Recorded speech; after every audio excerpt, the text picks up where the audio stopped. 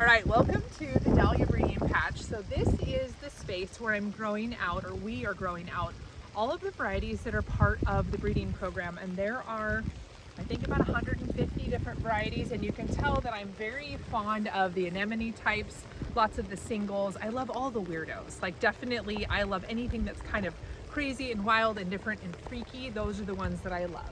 So this time of year, stuff is definitely starting to fade, and we are not cutting all the flowers because we're letting them go to seed.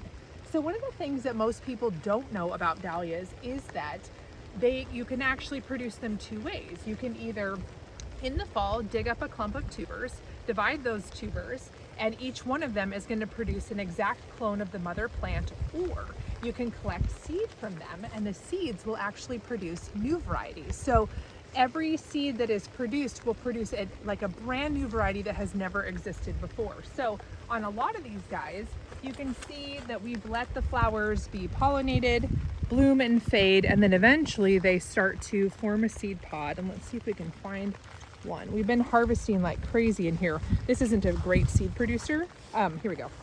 Okay, but then if we break this open, you can see inside of here, let's see. So see that kind of long chocolatey pod? See this one and this one and this one? Those are all dahlia seed pods. So if you want to collect any seeds off of your dahlias, you've got to leave some of them on the plant to be fertilized and to make seed, and then you can harvest them. So you're going to want to not deadhead everything. Let's see. Well, I'll take you down here. There's a really good one. But so right now we are letting all of these guys go to seed, and we're busy harvesting seed, but in a couple of weeks we're actually going to get our first frost, and that's the time that we dig up all the tubers, we take them and store them, and then eventually we're going to divide them and do that whole process. So this year's fall mini course, which is free to take, all you have to do is sign up to do it, but it doesn't cost anything. We are devoting the whole fall mini course to dividing dahlias. All the things that you need to know: how to dig them, how to store them, long-term, short-term, and then how to divide them, how to identify eyes, and then how to store them in the different kinds of medium. If you want to use wood shavings or peat moss or vermiculite, or you want to do saran wrap. So there's a lot of different ways that you can do it. So if you'd like to take the little mini course, it's going to be coming out about mid-October, and we're going to be doing like a whole deep dive into dahlias, which is going to be super awesome. So there's a link to sign up for it. It's free to take. It doesn't take a ton of time, but you're going to learn a ton. It's going to be really fun. Okay, so this is a variety called Floret. So this is one of the first dahlias that I ever bred, and she is one of my very favorites because she is an incredible seed producer. So if you ever want to try your hand at saving some of your own dahlia seeds, you've got to leave some of the flowers on the plant, let the bees pollinate them, and then, okay, let's look at some different stages. So after a flower has been pollinated, you'll see that the petals are going to fall off and it's going to start to look kind of cruddy.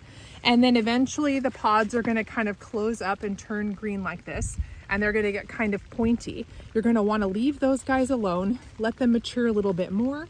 Then you'll start to notice that they're going to get a little bit more brown, but they're still kind of soft and squishy. So we're going to leave those a little bit longer. Then as you start to squeeze it, you're like, oh, that's getting more full. That's getting harder. We're getting closer, but in an ideal world, we would leave it on the plant until it turns kind of brown like this. So let me show you inside of this pod. We would break this open and see all these, like the papery pieces are just old petals. So we don't want those. We actually want these long little charcoal seeds. Can you see those guys? And each pod depends on how many, like they're not all the same, but you can get anywhere from 5 to 25 seeds in a single pod of dahlias. So if you leave some of the flowers on the plant to go through that whole cycle, it takes about 6 to 8 weeks from bloom all the way to seeds, but you can actually collect your own seed and save this, and then next spring you can start your own seeds. And each one of those seeds is going to produce a brand new variety. A lot of them are going to be ugly.